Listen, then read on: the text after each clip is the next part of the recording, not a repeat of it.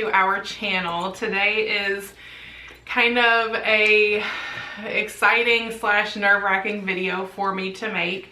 I have put off making pregnancy update videos for a while. I don't really know why, other than I was just like maybe protecting my heart and myself from getting too used to the idea of being pregnant and staying pregnant.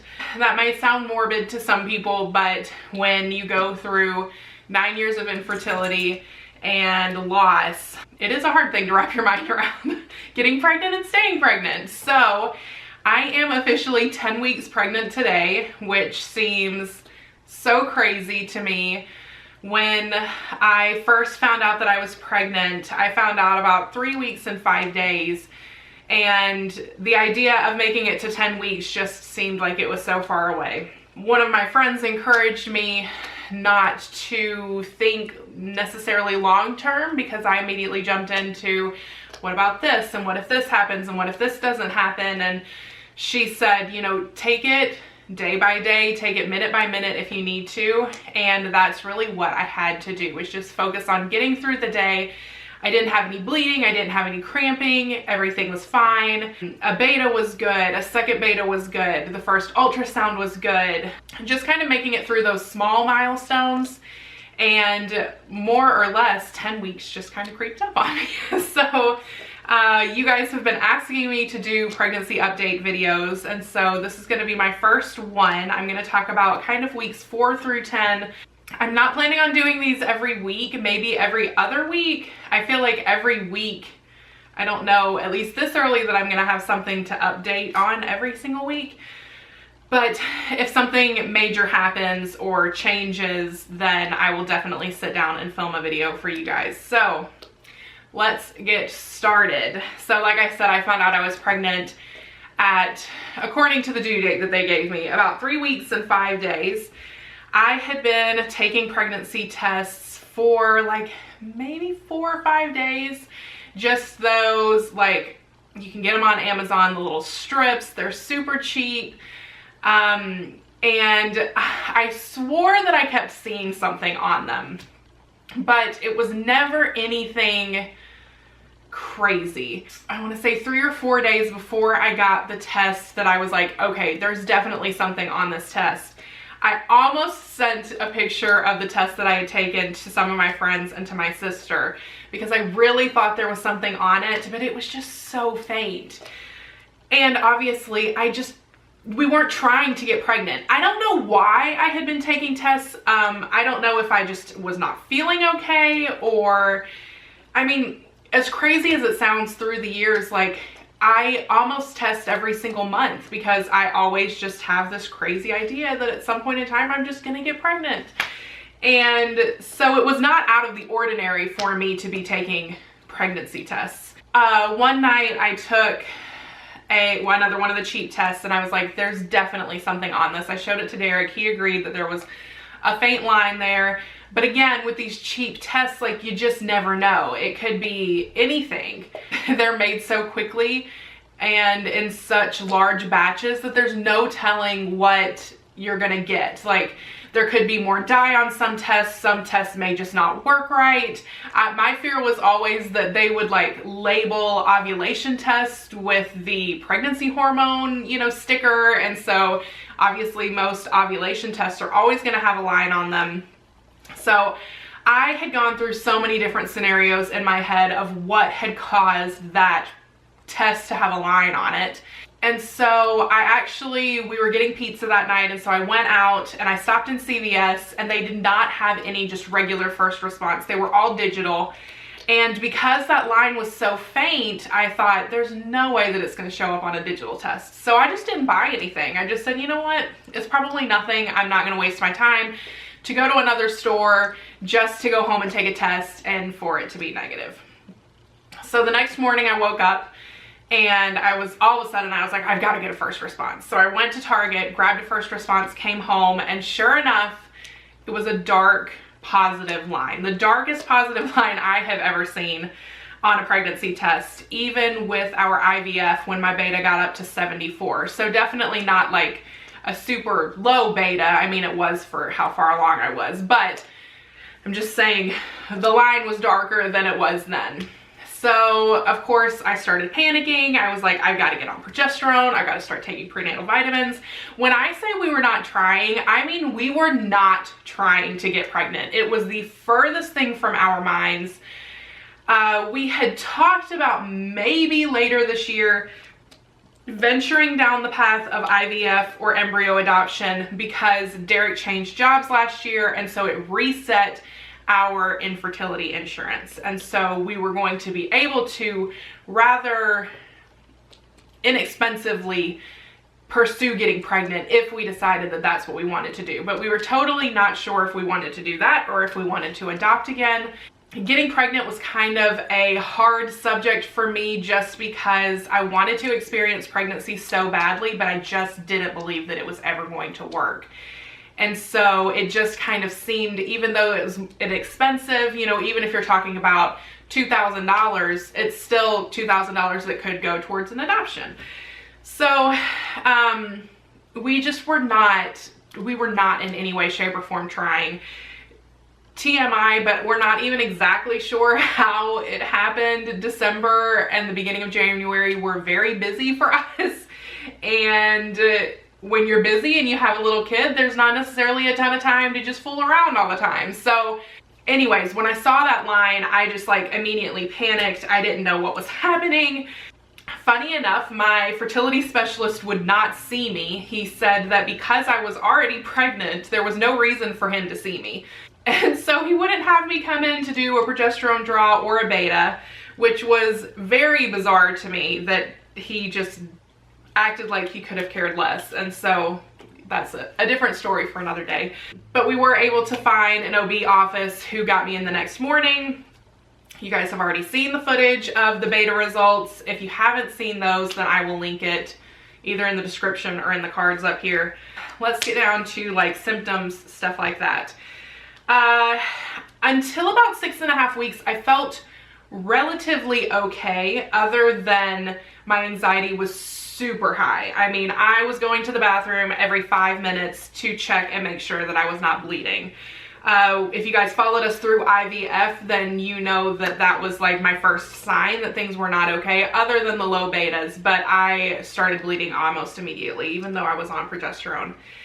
So I kept waiting to see that. Every time I went to the bathroom, I was so sure. If you've been pregnant before, you know that there's a lot of stuff happening and things just feel different. And I felt like if I felt bad, it was a bad sign, which I know now is ludicrous because things are changing and things are happening, and because things are changing and happening, that changes the way that you feel. So it's a good thing that you don't feel good. But I just was so in my head about everything. I was peeing on pregnancy tests all the time. If a line looked a little bit fainter, I was freaking out over it. My friend Tori and Derek had to talk me off the ledge often. So those first few weeks were a lot for me. They were definitely living minute by minute and just being grateful that I made it another day. Once I made it like a week out from when my period was supposed to start, I did start feeling a little bit more confident. Thank the Lord, I did not have any kind of spotting or bleeding. I prayed really, really hard about that, because I know, you know, my doctor even continued to tell me if you have spotting or cramping, it doesn't necessarily mean that something bad is happening. You know, we definitely want to see you and check on things, but don't automatically assume, especially if you have some spotting but you're not having any pain, or if you're having a little bit of discomfort but not any spotting, just don't jump to the worst case scenario. So everybody has been, I just have the best support system, and I'm so grateful for them, and I'm so grateful to have people who have been where I had been and who also have walked through this journey, because it's just different than just getting pregnant. There are just different worries. or those worries are heightened. I also deal with a lot of anxiety just in general life, and so that was obviously heightened and kind of made everything worse for me. So once I got to, it was right about 6 weeks is when the morning sickness hit. I had been feeling it maybe a little bit off and on. It would come for like an hour one day and then maybe 45 minutes the next day. It was nothing crazy, nothing that I couldn't handle. So I started thinking, maybe I won't have morning sickness. Maybe I'll just breeze through this and everything will be fine. I had the worst gas pain ever known to man. But other than that, I thought maybe this will be okay. Well, then 6 weeks rolled around and morning sickness hit me like a freight train. I mean, I was sick all day, every day. I lost 2 pounds. I had like a doctor's appointment on a Monday and then an ultrasound on Friday, and they weighed me and I had lost 2.5 pounds. And they seemed a little bit concerned at that point in time. And so I was put on Diclegis, and that did seem to help somewhat. Unfortunately, I was not put on that until about 8 weeks. And once I hit 9 weeks, the morning sickness got a lot better. Yesterday and today it's been really bad again. So I don't know if I just had it was like about 6 or 7 days of a little bit of a break, and I was able to like eat and drink and kind of refill my body. So I don't know if I'm heading back into it, for another few weeks. But I'm grateful for the break. I feel like I'm ready to go back into battle and to be sick for a little while longer. But those weeks of morning sickness really were taking a toll on me. I remember several nights crying with Derek in bed and just being like, I can't do anything. I didn't want to go out during the day with Ellie by myself, because if I had gotten sick, I was worried that I wouldn't be able to take care of her, or I would have to pull the car over, or all of these crazy scenarios going on in my head. So we were just kind of staying at home unless Derek was able to go with us. And even then it was hard for me to be out. So those weeks were tough on me. Again, mentally just kind of trying to get through, I don't know how to say it, but getting used to being pregnant and realizing that maybe things were going to be okay. I remember talking to my doctor, I was like 6.5 weeks. And I said, at what point can we kind of breathe a sigh of relief? And she said, well, you've seen the heartbeat, so that's a great sign. The baby's continuing to grow. You're very sick, which a lot of time, means that your hormones are really high. And she said, and making it to 12 weeks is when I would say, things are better than they are not. So being 10 weeks today and looking forward to being 12 weeks in just a few days seems like a crazy idea to me. Thinking about being a fourth of the way done with this pregnancy is so bizarre to me. I cannot quite wrap my head around just already being to this point. We saw the baby actually move on the ultrasound at, what was I? I was 9 weeks and 2 days, so about 5 days ago. And that was so insane.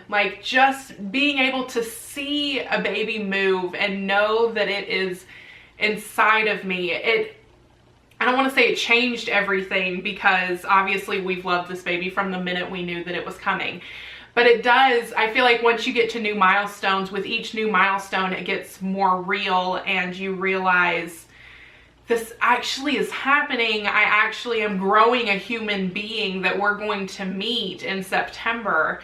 And I remember, I'm going to try not to get emotional, which is not going to work because I cry a lot.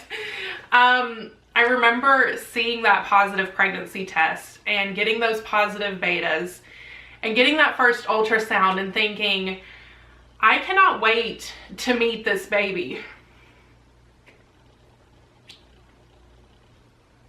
because they fought against so many odds to be here. Like, I can't even quite wrap my head around the fact that they fought so hard to be here, and what things had to have just meshed perfectly and gone perfectly together for this life to even be an option.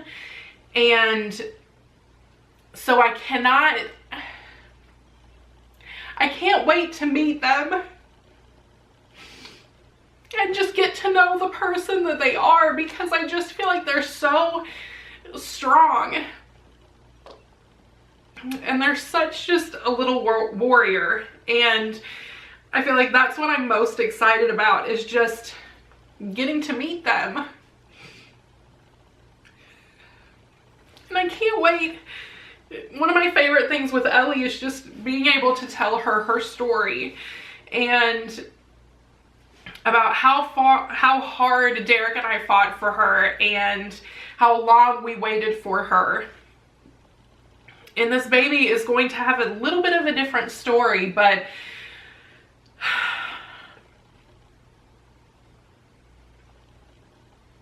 they're both just so precious to me. And I remember seeing Ellie for the first time and just looking into her eyes and being like, you are who I was waiting for. And I know this is going to be the same way. And so I'm just so excited about that day, to be able to hold them and look at them and get to know them, and just to find out the person that they are going to be. So anyways, let's get these tears out of here so that we can get back to business. Like I said, 10 weeks today. The baby is the size of a kumquat, whatever that is. Also the size of a Lego man, which I was grateful for that when I changed it to that, because we all know what a Lego man is. Other than that, the baby's just growing, and it said bones are starting to harden a little bit. It says it's 1 1/4 inch long, however long that is. And then in the next 3 weeks, it's going to double in length, which one thing I will say was so crazy about I've had so many ultrasounds. I've had 4 different ultrasounds so far, is just to see how fast the baby grows. Like, in a week's time, just how much has changed and how different things are. And like, the last time that we went, it was an actual baby with arms and legs that were moving and waving, and it was jumping, and like, that's just, it's such a crazy thing. I'm trying to think if there's anything else that I want to say. Oh, all of a sudden overnight, my boobs grew like 2 sizes. None of my bras fit at all. So that's fun. I'm going to have to buy some new bras, which I was not expecting maybe having to do for a little while. I'm not going to show you a bump shot or anything, because I am on the heavier side either way. So like, I have a belly and always have, so there's not really anything new right now. Once I start actually looking pregnant, then I will start doing that. But right now it's just the same old fat that was there 10 weeks ago.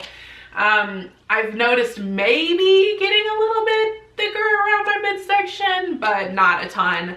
For those of you that are going to ask, we are not finding out the sex of the baby until birth, or at least that is the plan right now.